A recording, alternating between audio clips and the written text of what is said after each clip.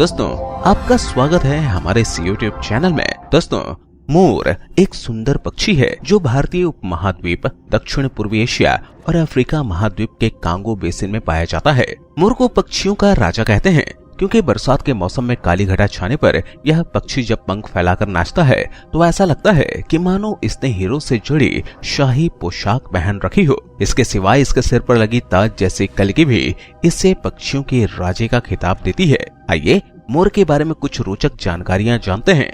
इससे पहले अगर आपने हमारे इस चैनल को सब्सक्राइब नहीं किया है तो सब्सक्राइब कर लें ताकि इसी तरह की रोचक जानकारियां आपको लगातार मिलती रहे। तो चलिए शुरू करते हैं।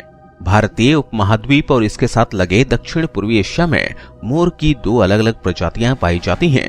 भारतीय उपमहाद्वीप में पाए जाने वाले मोर को नीला या भारतीय मोर कहते हैं, जबकि दक्षिण पूर्वी एशिया में पाए जाने वाले मोर को हरा मोर कहते हैं।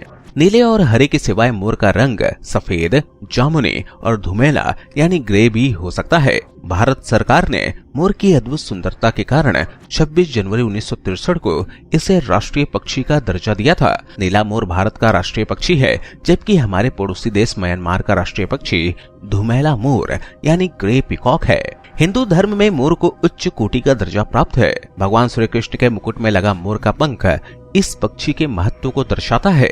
भारत के इतिहास के सबसे विशाल साम्राज्य मौर्य साम्राज्य का राष्ट्रीय चिन्ह भी मोर हुआ करता था। चंद्रगुप्त मौर्य के राज में जो सिक्के चलते थे उनके एक तरफ मोर बना होता था। मुगल बादशाह शाहजहां जिस तख्त पर बैठता था उसकी रचना भी मोर जैसी ही थी।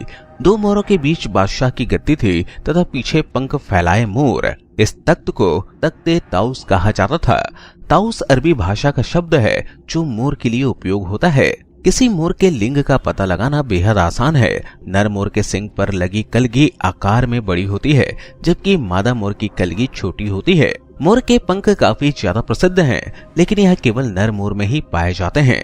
एक मोर की पूंछ पर लगे गुच्छे में 150 की गिनती तक पंख हो सकते हैं। साल में वर्षा ऋतु के दौरान यानी अगस्त के महीने में मोर के सभी पंख झड़ जाते हैं, लेकिन गर्मी आने से पहले यह पंख फिर से निकल आते हैं। मोर का औसतन जीवन काल 10 से 25 वर्ष का होता है। मोर का वैज्ञानिक नाम पैवो क्रिस्टेटस है। अंग्रेजी में इस पक्षी को पी फॉल कहा जाता है। नर मोर को पिकॉक जबकि मादा मोर को पीहेन कहा जाता है। मोर एक सर्वाहारी पक्षी है जो घास, पत्ते, चने और गेहूं से लेकर कीड़े मकोड़ों और सांप तक को भी खा सकता है। मोर किसानों का मित्र पक्षी है। यह खेतों में से कीड़े मकोड़े, चूहे, छिपकलियां, दीमक व सांपों को खा जाता है, लेकिन खेतों में लगी लाल मिर्च देखकर मोर उसे खा भी जाता है, जिससे किसानों को थोड़ा नुकसान भी होता है। मोर वैसे तो जंगलों में रहना पसंद करता है, लेकिन भोजन की खोज में इसे इंसानी आबादी तक ले आती है। रहने के लिए मोर दूसरे पक्षियों की तरह किसी प्रकार का विशेष घोंसला या घर नहीं बनाते हैं। मादा मोर साल में 2 बार अंडे दे सकती हैं। एक बार में अंडों की संख्या 4 से 8 तक हो सकती है। मोरनी ज्यादातर गड्ढों में अंडे देती हैं।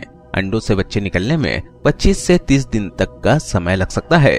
नन्हे मोरों को बड़ा होने में 3 से 4 साल लग जाते हैं, लेकिन बेहद कम बच्चे ही बड़े हो पाते हैं क्योंकि इससे पहले ही कुत्ते और अन्य जानवर इन्हें खा जाते हैं। चीते और तेंदुओं जैसे शिकारियों से खतरे का आभास होते ही मोर उड़कर पेड़ों में छिप जाते हैं। यह सबसे बड़े उड़ने वाले पक्षियों में से एक है। पूंछ समेत इनकी लंबाई 5 फीट तक हो सकती है। मोरनी प्राकृतिक सहवास द्वारा मोर के साथ मिलन के कारण गर्भवती होती हैं। मोरों में प्रजनन प्रक्रिया बिल्कुल उसी तरह से है जिस पर से अन्य जीवों में है। कुछ मिथकों के अनुसार मोरनी मोर के आंसू पीकर गर्भवती होती हैं, जबकि यह बात बिल्कुल अवैज्ञानिक और बेबुनियाद है। तो ये थे दोस्तों मोर के बारे में कुछ रोचक जानकारियां। तो दोस्तों, कैसी लगी ये जानकारी आप हमें जरूर बताएं और अपने दोस्तों के साथ इस वीडियो को शेयर अवश्य करें। इस वीडियो में बस इतना ही। अगले वीडियो में आपसे फिर मिलूंगा। तब तक के लिए स्वस्थ रहें, खुश रहें। धन्यवाद।